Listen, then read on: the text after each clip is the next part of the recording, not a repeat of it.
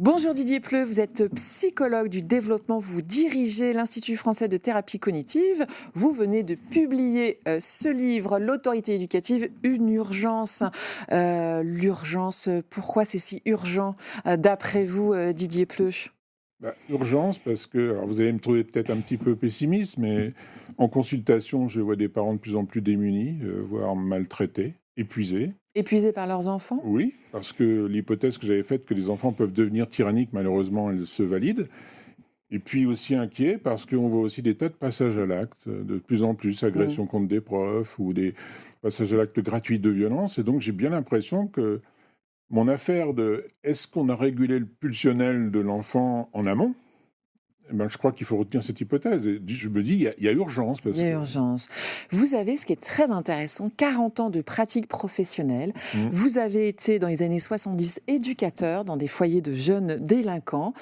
Vous avez donc un regard très intéressant et large.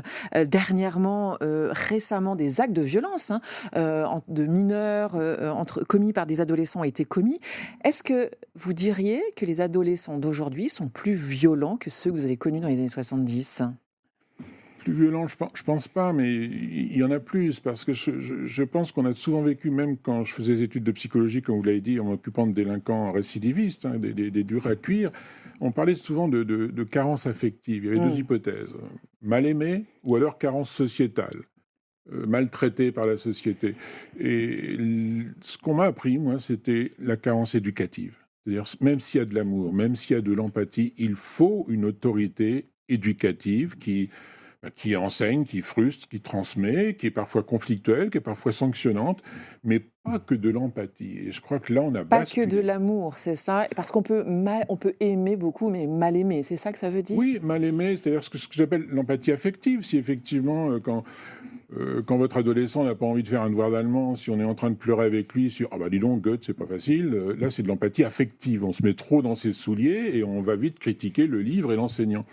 Moi, je prône l'empathie cognitive. Je comprends que c'est dur pour toi, mais tu vas le faire. Il va falloir s'y mettre. Oui, c'est comme ça. La réalité, c'est j'aime pas ça, mais c'est comme ça. Bon, et ça, je crois qu'on l'a pas assez enseigné parce qu'on voulait pas annuler la personnalité de l'enfant. C'était une bonne chose, les hypothèses des années 70, mais on a été trop loin dans développement personnel au détriment du principe de réalité. Donc c'est à la fois ce que vous prenez, c'est bien sûr aimer ses enfants, Bien sûr. et ça c'est un socle, on va dire, Oui, et donc les cadrer. Comment les parents ne savent plus faire, ils ont démissionné, ils n'ont pas les outils? Je crois que oui, il y a une certaine démission, parce que c'est quand même plus facile d'être permissif que d'éduquer les enfants. C'est toujours conflictuel, etc. Mais je crois surtout qu'ils ont été, c'est mon hypothèse, victimes de beaucoup d'affirmations, surtout en psychologie, sur les parents sont traumatogènes. Attention, un père la voix trop forte, c'est castrant, une maman trop fusionnelle, ça inhibe, etc. Je crois qu'on a entendu des tas de choses qui font que les parents se sont dit, mais éduquer un enfant, on est sur des œufs, et je risque gros si je fais pas comme ils me disent. Alors que je pense qu'il faut surtout du bon sens, quoi. Quand un enfant goûte pas des aliments, il n'est pas question de le gaver, mais on lui demande de goûter parce que quelqu'un fait le repas. Quand un enfant veut faire de la musique, il y a du solfège. Un enfant qui veut exceller en maths, il y a des exos, en sport, du bon sens. Et je crois que beaucoup de parents, alors vous allez me dire, j'en fais partie parce que je propose des guides.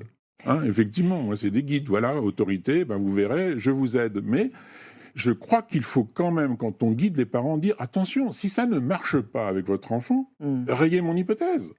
C'est pour ça que je dis toujours que la bienveillance est formidable pour certains enfants anxieux, sensibles, introvertis. Mais si vous avez à la maison un cheval fougueux, un tempérament un peu leader et un peu pulsionnel et gourmand, dominateur, je crois que là, il faut non pas un autoritarisme, mais il faut quelqu'un qui se confronte à lui, quoi. Alors les enfants, il n'y a pas que les parents qui les éduquent, entre guillemets, même si les parents sont bien sûr primordiaux, ils évoluent aussi en dehors de la sphère familiale. Il y a bien sûr aussi l'école. Vous diriez que c'est aussi toute la société qui doit se mettre un peu en branle pour être un peu plus autoritaire, mais dans une autorité constructive, c'est ça? Juste.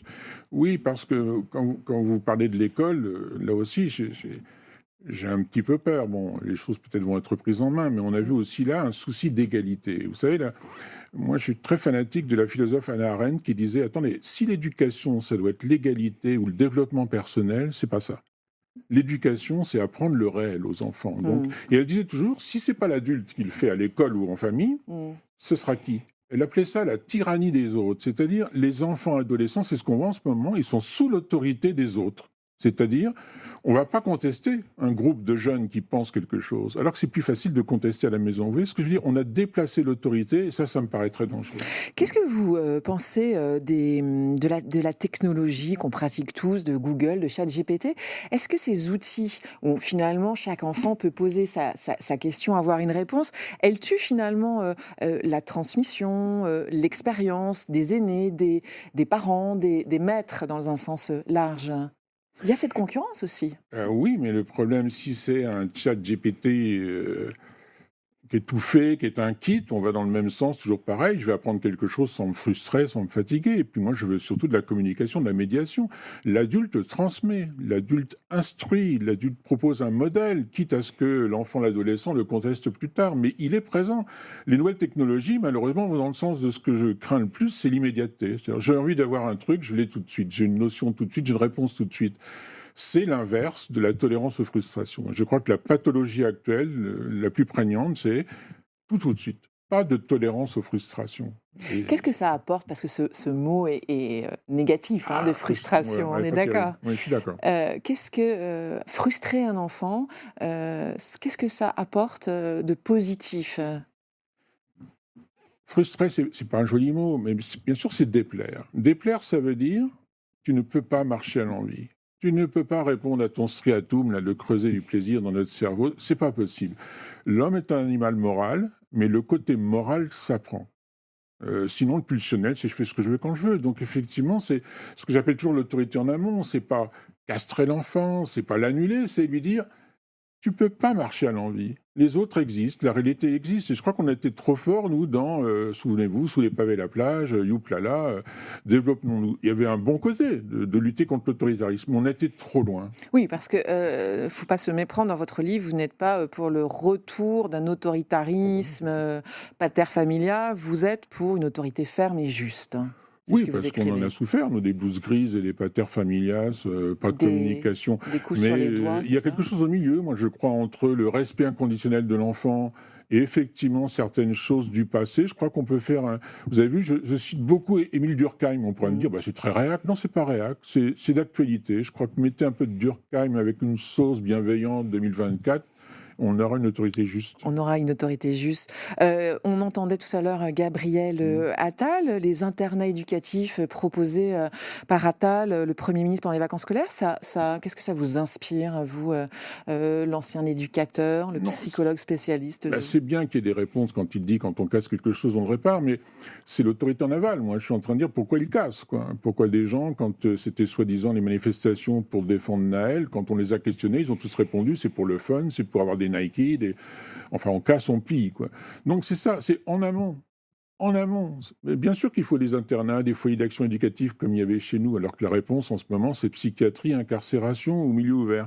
Mais je crois qu'il faut surtout aider les parents à retrouver de l'autorité en famille, mais j'étais inquiet parce que si c'est pour aller dans les maisons vertes créées par Françoise Dolto, on va retourner dans la bienveillance, l'empathie. Alors, oui, plus autre chose. Effectivement, Françoise Dolto, c'est un peu votre bête noire.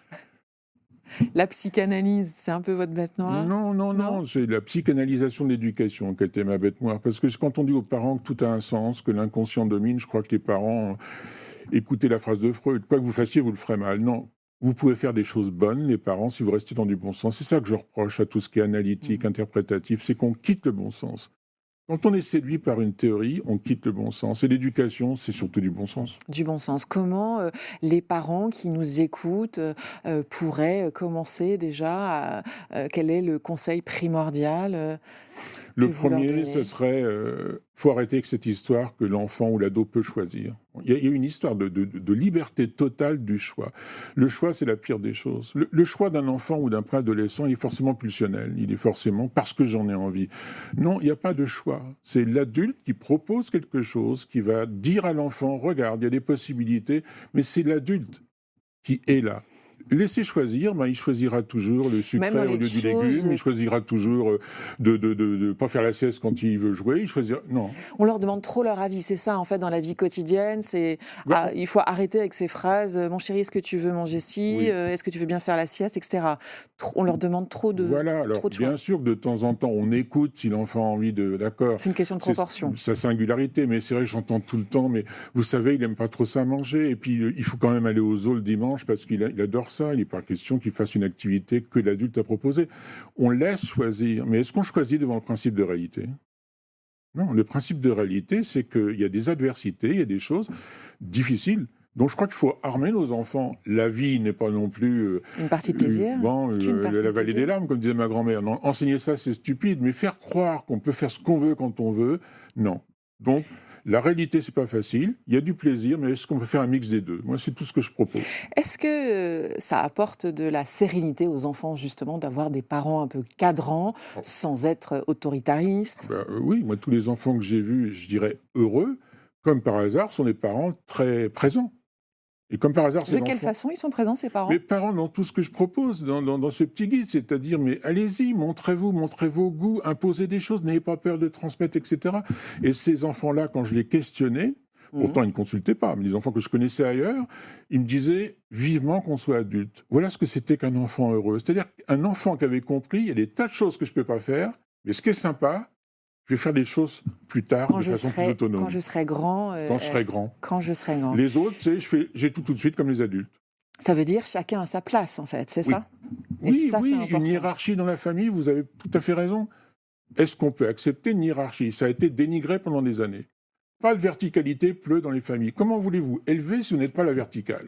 Mais tout ce que vous évoquez, l'autorité, la hiérarchie, vous êtes à rebours de la vie d'aujourd'hui, de la société d'aujourd'hui, un peu. Vous vous sentez isolé ? Non, parce que malheureusement, j'entends des cris d'orfraie partout où on réclame de l'autoritarisme. Non, je crois que je suis dans le bon contexte, mais attention, moi je parle d'autorité en amont, c'est-à-dire il y a un faire avec, il y a un respect de l'enfant, il y a un partage, il y a de l'amour. Je dis toujours amour et frustration. Frustration sans amour, ça marche pas. Ça marche ensemble.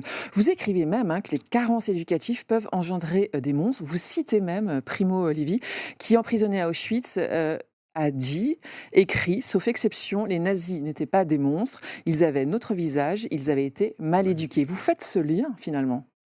Tout à fait, parce que alors, il y en a certains qui diront qu'ils étaient mal éduqués, parce que, souvenez-vous, les rubans blancs, protestantisme, nationalisme, ça faisait les petits fachos.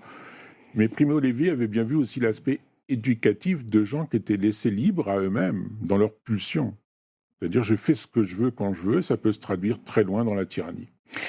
Finalement, le proverbe africain a raison, il faut tout un village, c'est ça, pour éduquer un enfant. Oui, c'est ce que je signe aussi dans ce livre-là, en disant il faut aussi que l'école soit avec tes parents et non pas contradictoire avec tes parents. Et puis je crois aussi que, en tant que grand-père, je me mêle de l'éducation pour mes petits-enfants. Il faut que tout le monde s'implique. Ça veut dire aussi une meilleure formation peut-être, ou une formation différente des professeurs alors, pour aller dans ce sens des parents. À l'école, oui, parce que quand je disais récemment que pour contrer un enfant agressif, il fallait surtout respecter son estime de soi et sa confiance en soi, là on psychologise. Non, si on conseille ça à des enseignants et non pas, il y a un moment donné, on montre qui a l'autorité dans la classe, là on retombe encore une fois dans cette espèce d'égalité enseignant-apprenant, qui est absurde. Pas d'égalité, la hiérarchie et de l'autorité bienveillante. Tout à fait. Merci Didier Pleu d'être venu répondre aux questions du Figaro. Je conseille votre livre, L'autorité éducative, une urgence. Merci à vous d'être venu sur le plateau du Figaro. Point de vue, c'est fini pour aujourd'hui. Demain, vous aurez rendez-vous avec Vincent Roux qui sera aux manettes de l'émission. Vous pouvez retrouver tous nos programmes et nos émissions sur la chaîne Figaro TV et sur l'application bien sûr du Figaro. Merci de votre fidélité et à très bientôt.